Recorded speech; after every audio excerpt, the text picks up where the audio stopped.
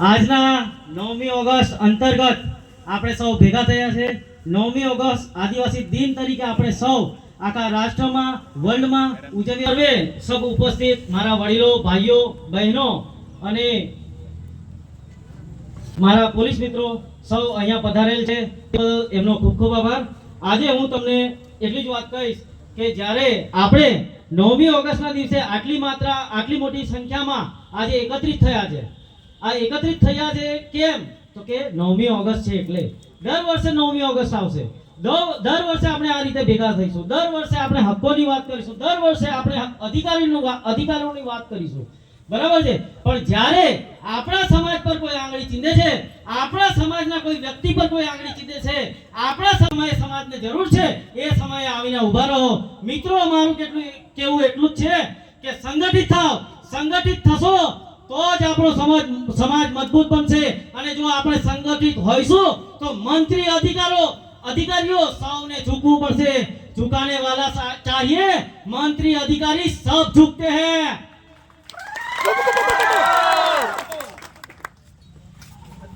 એટલે મિત્રો, આપણે જાગૃત થવાની જરૂર છે।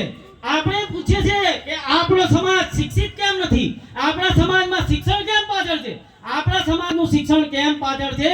એનું કારણ મિત્રો આપણે જાણીએ છીએ કે આપણી ઘરની માતા આપણી નર્મદા નદી ઠેક કચ્છ કાઠિયાવાડ સુધી પહોંચે છે અને ઘરના છોકરાઓ એ પાણીથી વંચે છે। પેલી કહેવત છે ને કે બાજુવાળાના છોકરાને લાડવા ખવડાવવાના અને ઘરના છોકરા ભૂખે મરે, એ આપણી આજની પરિસ્થિતિ છે। એટલે પાણી તો પહોંચાડ્યું છે કચ્છ કાઠિયાવાડ, પણ આપણા ઉદયપુર જિલ્લાને કવાંટ તાલુકાને નથી આપ્યું, છોટાઉદેપુર જિલ્લાને નથી આપ્યું, સમગ્ર છોટાઉદેપુર જિલ્લો વંચિત છે। એટલે એના માટે આપણે જે છે એ ભવિષ્યમાં એના માટે ગમે એવું આંદોલન કરવાનું થશે, આપણે કરીશું। અને ત્યારે આટલી જ માત્રામાં અને આનાથી વધારે પબ્લિક આપણે ભેગી થવાની જરૂર છે। અને બીજી વાત, આજે હું તમારી સમક્ષ વાત કરવા આવ્યો છું શિક્ષણ અને આરોગ્યની। આપણામાં શિક્ષણ કેમ પાછળ છે, શિક્ષણથી કેમ વંચિત છે? એનું મુખ્ય કારણ છે આપણે ખેતી પર નિર્ભર છીએ। ખેતીવાળા માણસને પાણીની જરૂર પડે, પણ પાણી આપણને મળતું નથી, અને પાણી નથી મળતું એના કારણે આપણા જે માણસો, આપણા આદિવાસી ભાઈઓ બહેનો વિસ્થાપિત થાય છે અને સ્થળાંતરિત થઈને કચ્છ કાઠિયાવાડ મજૂરી જવા માટે મજબૂર બને છે।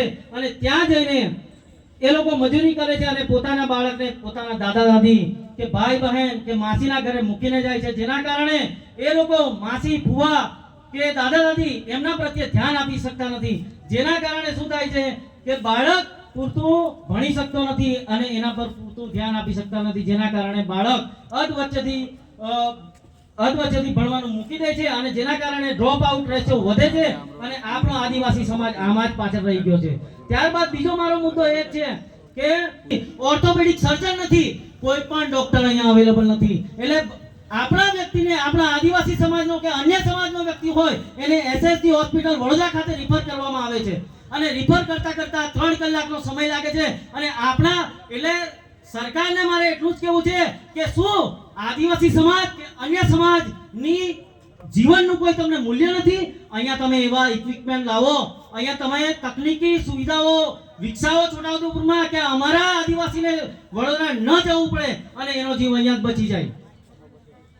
એટલે ભવિષ્યમાં આગામી દિવસોમાં અમે આના માટે પ્રયત્નો કરવાના છે। આદિવાસી યુવા ટ્રાઇબલ ક્રાંતિ જે હાથ લીધું છે અને આને અમે સંપૂર્ણ રીતે ડીટીઓ શ્રીને આવેદન આપીને પણ આની વિશે ચર્ચા કરવાના છે। જય હિન્દ, જય ભારત, જય આદિવાસી।